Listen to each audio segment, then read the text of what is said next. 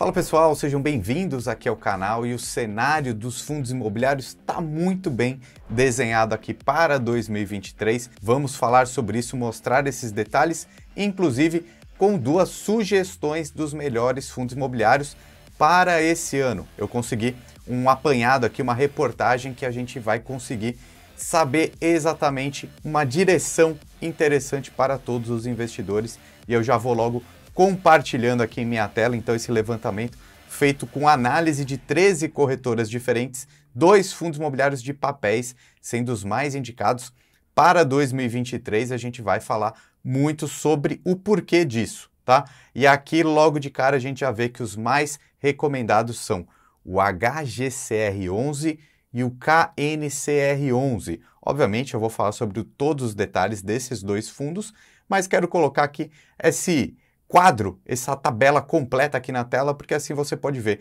Essa medalhazinha aqui dourada, então, são aqueles fundos que se repetiram mais vezes em todas as recomendações desse pessoal que está aqui na tela. Então, basicamente, qualquer um desses fundos que estiverem aqui nessa lista já tendem a estar num patamar um pouco mais elevado. Já passaram por alguns crivos ali, alguns critérios de análise que, de repente, o investidor pessoa física comum não conseguiria fazer. Então, já é uma primeira ideia de investimento aqui bem bacana, mas vamos falar, então, especificamente sobre esses dois fundos imobiliários mais indicados. Você sabe muito bem que a gente tem aqueles fundos de papéis e aqueles fundos de tijolos, que são as duas principais classes dos fundos imobiliários, né? Quando a gente fala dos papéis, são certificados de recebíveis imobiliários, e quando a gente fala de tijolos, são prédios mesmo ali, a gente vai falar lajes corporativas, né, que são escritórios, galpões, shopping centers, e aqui a gente está com esses títulos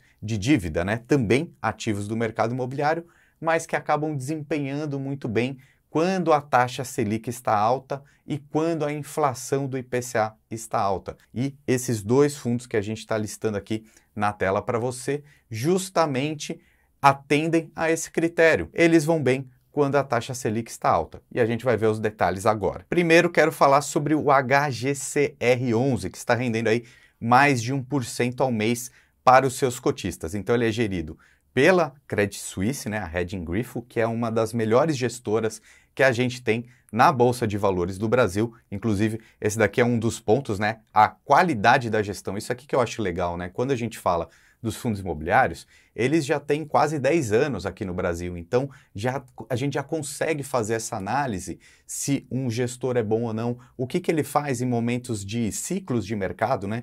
Que às vezes o ciclo é de baixa, às vezes é de alta. Depois, até no final desse vídeo, eu vou mostrar um pouco sobre o ciclo dos fundos de tijolos, que pode estar começando a aparecer a melhor oportunidade dos últimos anos nos tijolos, mas ainda agora, nesse momento mais curto prazo, os papéis estão melhores, tá? Mas daqui a pouco a gente fala sobre isso.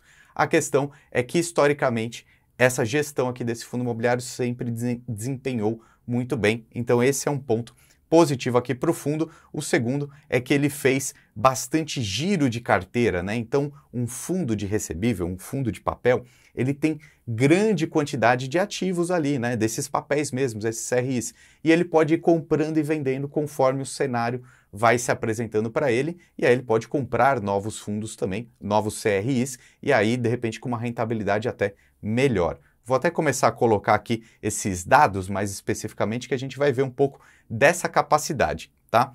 Eu gosto muito desse site aqui, o Investidor 10, para buscar todas as informações dos fundos imobiliários, ações, enfim. E aí a gente já consegue ver o primeiro ponto. Dividend yield desse fundo está impressionante, mais de 14%, e também tem rentabilidade aí ao longo dos últimos 5 anos, um fundo que vem desempenhando muito bem. Olha só, importante, o preço sobre valor patrimonial dele está aceitável, 0,98 aqui. A gente sabe que dentro dessa métrica, quando ele chega próximo de 1, é o valor justo. Então, se está 0,98, está praticamente no valor justo. E aí vale essa ressalva. Fundo imobiliário de papel tende a pagar muito dividendo, mas não tende a ter uma grande valorização. Não espere aí um crescimento muito grande de quem comprar agora. Entenda que você está comprando algo que lhe gera dinheiro por um preço justo. Então, na minha visão, é ok, é bom você comprar um fundo de papel que esteja próximo do preço justo. tá? E outro detalhe importante, obviamente, é esse dividendo que ele vem pagando sempre. Eu gosto muito desse quadro aqui porque, olha só, no último mês ele pagou R$ 1,20, há 2 meses também, há 3 meses também, 4 meses também. Então, é muito estável, né? Visto o cenário que a gente tem agora, ele é um fundo imobiliário que tende a pagar muito bem aí ao longo dos próximos meses, com certeza. E nesse outro quadro aqui está o dividendo percentual, né? Então, mais de 1% ao mês aqui ao longo de todos os últimos meses.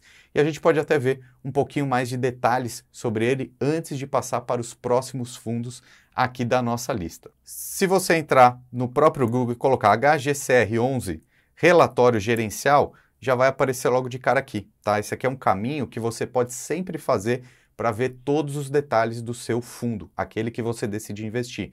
Por quê?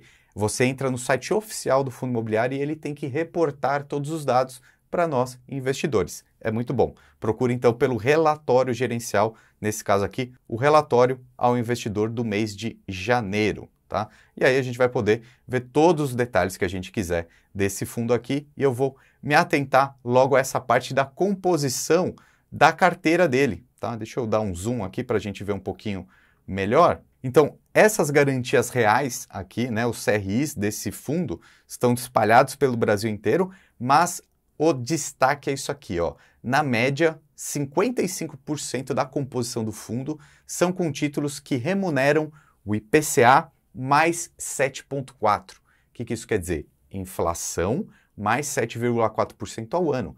Isso é bastante, é bem alto. E se a inflação estiver alta, esse fundo vai pagar mais também. Então, entenda que a composição do fundo é muito importante. 55% está em contratos atrelados ao IPCA e 44,1% em contratos de CDI mais 3,5% ao ano. Ou seja, a CDI ele é muito próximo da taxa Selic. Se a taxa Selic vai ficar alta, então esse daqui vai pagar um pouquinho mais até do que a taxa Selic, 3,5%. Né? E tem uma outra fatia aqui bem menor, só que aí a gente já consegue entender. Esse fundo imobiliário vai pagar muito bem em 2023 porque Selic e inflação ficarão altos. Se você está pagando o preço justo, acho que está ok. Seria melhor pagar mais barato, que é o que está acontecendo agora com os fundos de tijolos. Mas a composição, a diversificação da sua carteira sempre faz sentido. E agora eu vou voltar aqui para a matéria para a gente passar rapidamente por outros fundos que estão sendo indicados aí pelos analistas das corretoras. Olha só, além dos dois principais aqui que eu já citei para vocês, também tem sido muito recomendado o HGRU, esse é fundo de tijolo, tá? Então a maior parte da composição dele são supermercados, escolas, faculdades, tá? Então a gente chama isso de renda urbana. Então o único fundo aqui de tijolo que está sendo mais indicado pelo pessoal, tá? Então os fundos de tijolos têm que ter uma visão mais de longo prazo mesmo. Para curto prazo os papéis vão pagar mais, pelos mesmos motivos que eu falei agora há pouco. O RBRY e o VGIR11 também tem muitos contratos atrelados ao CDI. E o CDI vai ficar alto, então eles vão remunerar bem. O RBRY, ele tem um pouquinho de inflação também. O VGIR é praticamente Selic, tá? Que é o que a gente vê também no KNCR11, que é o outro fundo aí indicado por essa matéria, que está com um dividend yield de 13,37% ao longo dos últimos 12 meses. E eu gosto de ressaltar aqui esse gráfico dos dividendos, porque explica muito bem o cenário, tá? Por exemplo, lá em 2021, quando a taxa Selic estava lá embaixo, né, na casa dos 2, 3 ou 4%, esse fundo imobiliário aqui pagava pouco, porque quase 99% dos contratos dele são CDI. E são contratos muito seguros, é o que a gente chama no mercado de high grade. Os emissores, eles têm uma boa classificação de risco, né? Ou seja, são bem confiáveis. E aí o cenário mudou, né? Da taxa Selic alta, e agora ele vai continuar pagando muito bem enquanto a taxa Selic continuar alta, que é a previsão, né? A expectativa do mercado é que pelo menos 2023 inteiro esse fundo vai pagar bem, porque a Selic, na tendência, na estimativa, é que fique alta. Tem muita gente falando que até lá meados de 2024 a taxa Selic ainda se mantenha acima dos 2 dígitos, com certeza. E aí vale a gente ressaltar agora uns detalhes sobre os fundos de tijolos, porque existem ciclos de mercado, que é isso que eu vou colocar aqui na tela para vocês. Saiu uma reportagem, uma avaliação que essa empresa, a Colliers, sempre faz e é muito legal. E eles olharam logística, escritórios de São Paulo e escritórios de Rio de Janeiro. E aí, essa bola redonda, então, é o ciclo de mercado. É o que a gente sempre vê que acontece. O mercado de imóveis é extremamente cíclico. O que a gente quer dizer?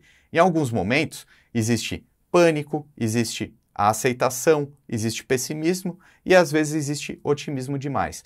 Então, dentro desse gráfico, quando que seria melhor você comprar? Justamente nesse momento que os escritórios estão em São Paulo e no Rio de Janeiro, ou de aceitação ou de alívio. Por quê? Eles vão começar a seguir essa roda do otimismo, da excitação, da vibração, e isso é alta, momento de alta. Quando começa a entrar na negação, pessimismo, pânico e aceitação, é o momento que caiu mais.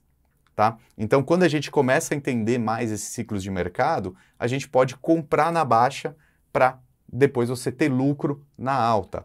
Acontece que esse ciclo a gente não sabe quanto tempo vai demorar. Pode ser que demore 1 ano, pode ser que demore 5 anos, pode ser que demore em 10 anos. Tá? O ciclo de mercado funciona assim, mas a gente não consegue prever exatamente. E vale mais uma curiosidade aí que os condomínios logísticos estão num momento aí de expansão, né? Excitação. Então já estão bem valorizados, mas ainda tem um pequeno momento de valorização antes de chegar na super oferta e aí o ciclo volta a cair com uma certa desvalorização. Por isso, diversificar é sempre o mais importante. E também assista esses outros vídeos que a gente vai deixar aqui do lado para você. O meu nome é Ricardo Natali e seja muito bem-vindo aqui ao nosso time, o canal Lucro FC.